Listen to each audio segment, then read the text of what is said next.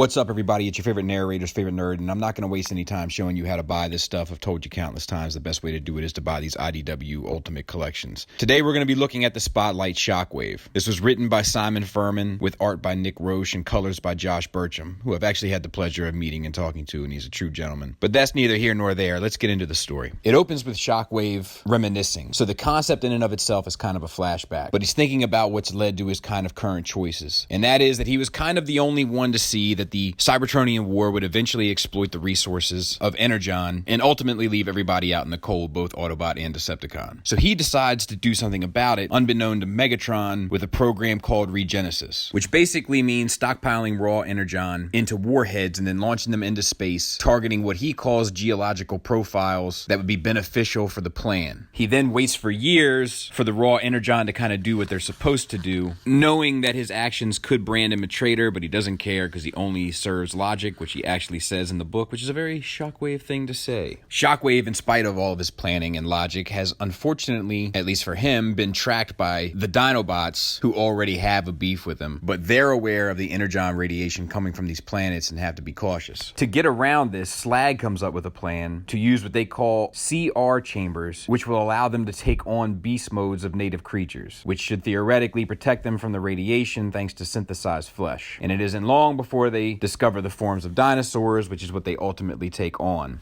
And this is how they move from those tank-like designs to a dinosaur design. Not the dinosaur design that we know, but a dinosaur design nonetheless. As Shockwave is finishing wrapping up all of his work, he calls for his ship, which never arrives, and causes him brief concern until he's attacked by the Dinobots in their kind of true dinosaur form. And he has a really hard time dealing with them, which is particularly interesting because from a character perspective, it ties into the fact that a character who relies so strongly on logic and reason has a very difficult time defending himself against adversaries that rely on brute force, brutality, and a manner of chaos, which is somewhat interesting because even in Shockwave's logic, he's become to kind of embrace chaos as a means to an end. And in kind of an unorthodox Shockwave attempt, he says in the book itself, unable to properly process the anarchic nature of these individuals, I simply shut down my higher functions.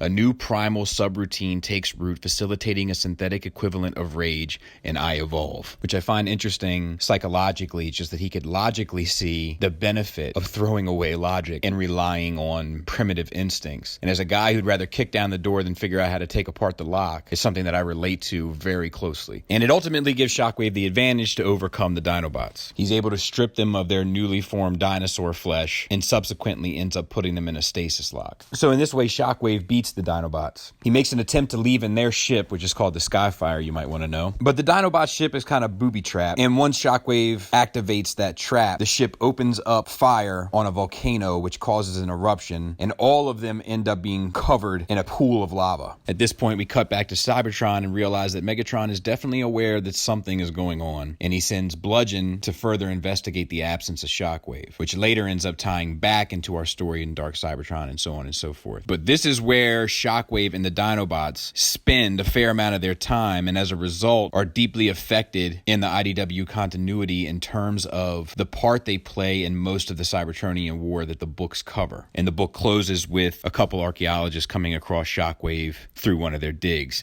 I chose this story because it gives just a little bit of information on how the Dinobot look initiates an IDW, and I would be the first person to admit that I'm not crazy about them looking like actual dinosaurs, don't get me wrong. But at least it makes sense in terms of the continuity of the story, and it's not them going to a museum and picking out modes for new bots like it was in G1, which is cool for G1, but I think we can have a more mature approach to it at this point. But what I like most about it is this statement about the importance of both logic, reason, and rationality, but also brute strength, heart, determination, and anger, emotion, and that one will never make you as efficient as utilizing both. It's like having the right tool for the right job. And I think this book does a good job of showing Shockwave's ability to reason that out, which I think is cool. I figured I'd do some of these spotlight books because they're quick, and in downtime I could probably crank out a few more than I could for one of these long arcing stories. So if you'd like to see more, let me know. But either way, I hope you enjoyed this one. Thanks for listening. Thanks for watching. Until next time, take care.